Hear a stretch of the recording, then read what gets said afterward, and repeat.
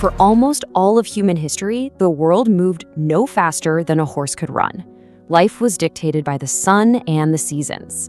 And then, in what was really just the blink of an eye, everything, and I mean everything, changed. So let's get into the incredible story of how smoke, steel, and steam didn't just build a few new machines, they literally forged the modern world we live in today. You know, that's not just a dramatic line. For millions of people, it was reality. It perfectly captures that feeling of standing on the edge of something enormous, a new era that promised unbelievable progress, but also brought with it some massive, unpredictable changes. Okay, so to really wrap our heads around just how massive this transformation was, we've got to go back. We need to look at the world before the factories and the railways, a world that was a whole lot quieter, a whole lot slower, and powered entirely by nature. This right here shows the basic shift in the entire rhythm of life. For centuries, life was a cycle. It was measured by harvests, by the seasons. Power? That came from your own two arms, or maybe an ox. Work was something you did at home or out in the field. This was the way things had been for generations. But a new world was just around the corner, one where time was measured by a clock, power came from burning coal, and life revolved around the factory. So what lit the fuse? What was the spark? Well, it wasn't just one thing. It was this rapid-fire series of brilliant, world-changing inventions, each one building on the last. You can really see the domino effect here. In the 1760s, James Watt makes this huge improvement to the steam engine, creating a power source you could put basically anywhere. Then, that new power fuels things like the spinning frame in the 1770s, which totally changed how we make clothes. Fast forward to 1825, and that same steam power gets put on wheels with Stephenson's locomotive. And boom, suddenly the world is moving faster than any human has ever traveled before. See how each invention didn't just add something new, it multiplied the power of everything that came before it? And all of this, all these inventions, they point to one key idea: innovation. This era wasn't just about building new stuff. It was about an absolute explosion of new ideas. The Industrial Revolution was really an intellectual revolution, where people started to systematically figure out new ways, new methods to solve problems that had been around for ages. This tidal wave of innovation led straight to our next big idea: mechanization. This is the game changer right here. Work that used to take a skilled person weeks to do by hand could now be done by a machine in just a fraction of the time. And that's the process that moved work out of little cottages and into these huge new buildings that would come to define the era: factories. And mechanization is what made the ultimate goal possible: mass production. With machines running 24/7, factories could just churn out goods on a scale that was totally unimaginable before. This made everything cheaper, more available, and it changed business and society forever. So, let's just trace that path again. It all starts with innovation, which leads to mechanization, which then makes mass production possible. But, and this is a really important but, this incredible world-changing progress had a dark side. The sheer speed of it all created new problems, huge social problems, and millions of people paid a heavy price for this new industrial world. As all these factories popped up, they were hungry for one thing above all: workers. This sparked one of the greatest migrations in all of human history, a process we call urbanization. For the very first time, millions of people packed up and left the countryside, the same land their families had lived on for generations, to find a job in these booming, chaotic industrial cities like Manchester and London. Just look at that number, 50%.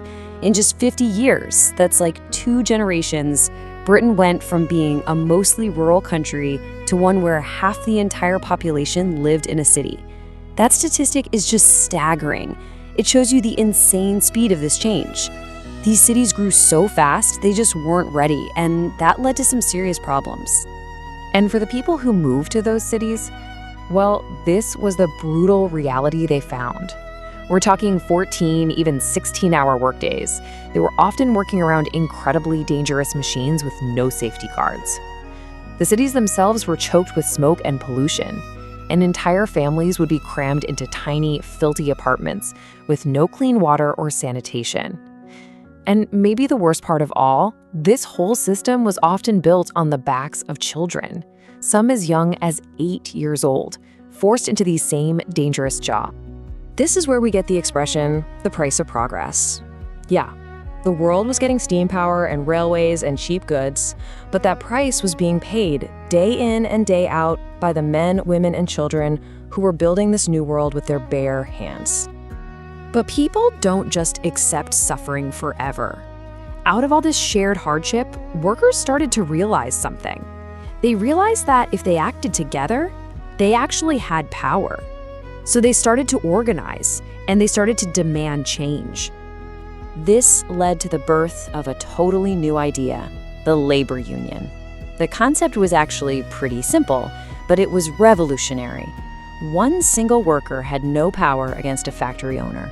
But a whole group of workers, organized and acting as one, well, they could actually bargain for better pay, for shorter hours, and for safer workplaces. It was a direct response to the power imbalance of the industrial age.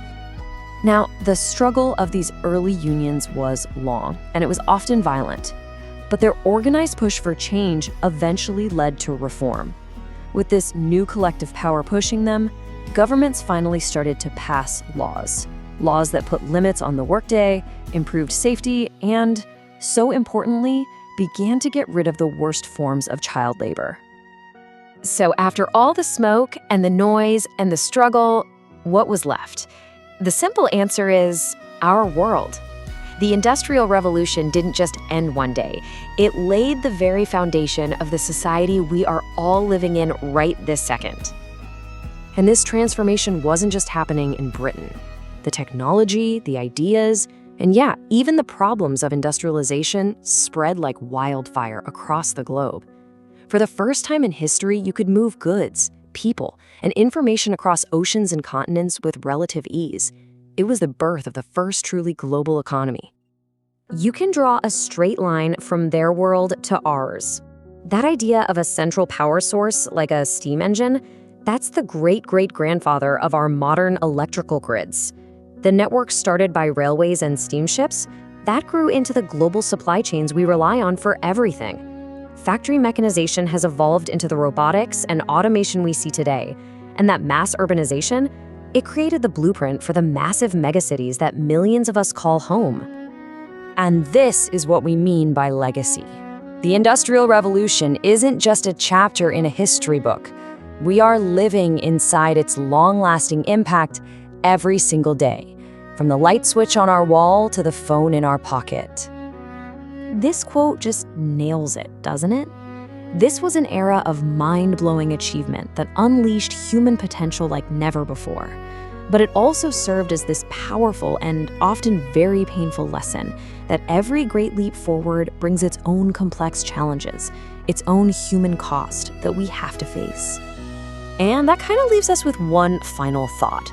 The story of the Industrial Revolution is really about the complicated dance between innovation and society. It forces us to ask ourselves, as we keep pushing forward with things like artificial intelligence and genetic engineering, what's the price of our progress today? What new challenges are we creating right now, and how are we going to solve them?